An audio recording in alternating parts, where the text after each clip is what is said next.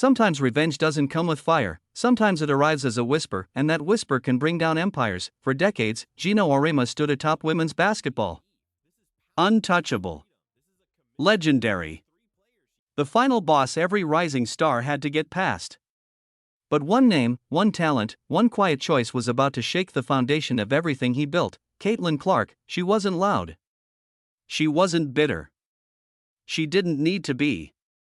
Because the world was about to witness a silent storm, a storm powerful enough to challenge ego, tradition, and legacy all at once. And before we go any further, stay locked in. What happens next is so unexpected, so disruptive, it'll make you rethink everything you believed about women's basketball. Caitlin Clark's name affiliated with the event. They know the pub that is going to bring and everything that's going to come with it. So obviously they are going to do what's best for business. Unlike the WNBA, let's be clear here. It's just so funny. And I said this in a video before. Every league understands the value of Caitlin Clark. Every single league. And we're going to get into this article. Every single league, from Major League Baseball, the NFL, the NBA, everybody seems to understand the value that Caitlin Clark brings to the table. Except guess who? Except who? The league she plays in, the WNBA. Kathy, in my opinion, this is the reason you gotta go. This is the reason you have to go. Clark grew up chasing greatness, the arenas, the banners, the legends. Women's basketball wasn't just her dream, it was her universe. And for a long time, she believed her journey would run through Gino Auriemma, but the call never came, not a text, not a conversation, nothing, silence year after year, a quiet dismissal that said everything louder than words ever could: "You're not our priority. You're not essential." Most players would have cracked under that kind of indifference. Clark didn't. She stored it away like fuel. She waited. She worked. She sharpened every part of her game. At Iowa, she didn't just join a program, she became the program. The face of a movement. The spark that ignited a sport ready to erupt.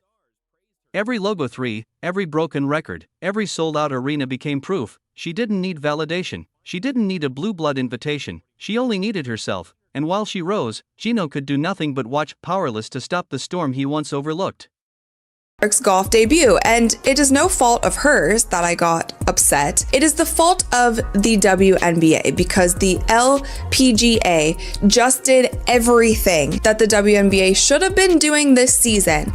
They did it all correct in literally one day. So I didn't want to give her too much praise. They didn't want to prop her up too much and forget about everyone else who came before her. Didn't want to put her on MVP ladders. Didn't want to put her as Rookie of the Year until it was so evident that they had to. There was just so many things that it felt like it was always just a little bit of a push. Like, make sure you don't do too much.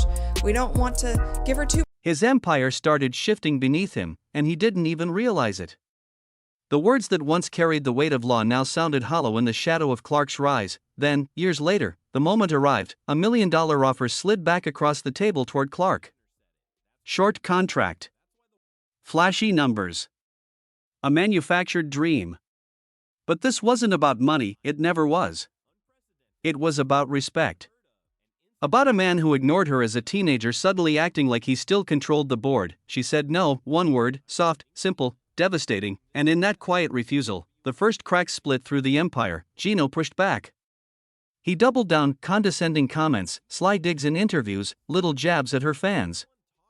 Every time Clark's name surfaced, he tried to shrink it, to contain it, to remind the world of his authority, but every dig, every insult, every attempt to minimize her only fed the storm gathering around her name.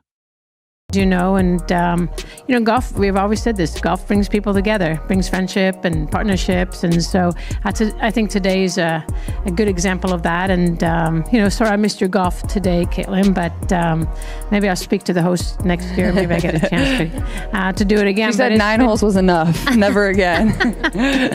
But yeah, no, it's great to be here and have players like these two here. And as you know, it's an exciting week.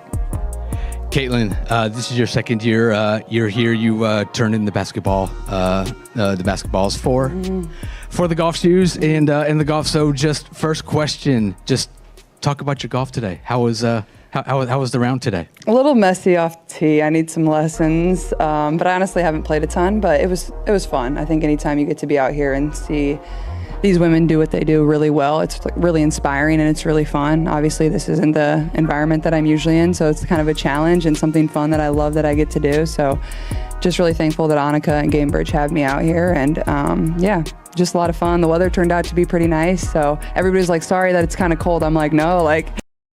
Every sold-out arena, every viral highlight, every record Caitlin Clark shattered reminded the world that the throne had shifted. The old guard no longer ruled the stage, a new icon was rising, and she did it without noise, without ego, without permission. Her rookie WNBA season played out like a masterclass in quiet revenge. Rookie of the Year, All WNBA First Team, top-tier MVP votes. Each achievement dismantled every prediction of failure, turning doubt into fuel and criticism into background noise. No rants, no tweets. Just results, and that's what made it powerful, because this story was never just about winning games. It was about power, legacy, and dignity. Clark built her own empire brick by brick, an empire rooted in work, resilience, and unshakable belief. She didn't demand approval. She didn't chase validation. She created her own path and let the world adjust. For decades, the narrative belonged to one man, a legend who shaped the sport, controlled conversations, and dictated which stars mattered. But in this story, it wasn't anger that shifted the balance. It wasn't confrontation. It was brilliance in silence. Fans saw it, players felt it, the world witnessed it, a quiet dismantling of an old narrative by a young woman who refused to kneel, a new chapter written not with noise, but with undeniable greatness. Workout routines and, practice routines. It's not just hi and hello. They're trying to get some information.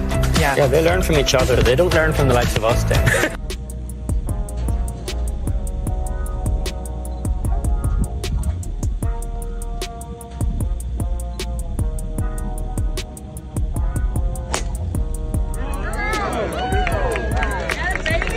Every sold-out arena, every viral highlight, every record shattered, all of it became a quiet reminder in this story. The old narrative was no longer in anyone else's hands. Clark didn't need to clap back.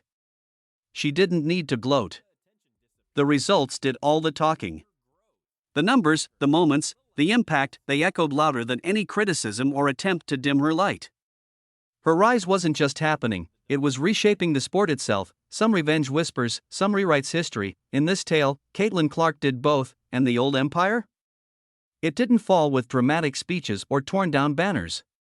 It faded in the background of every arena she electrified, every headline she commanded, every legacy-defining moment she created. Control didn't crumble, it simply shifted. The message is simple: respect greatness before it walks right past you. Because the biggest victories don't always roar, sometimes they arrive through patience, talent, and the quiet power of saying no.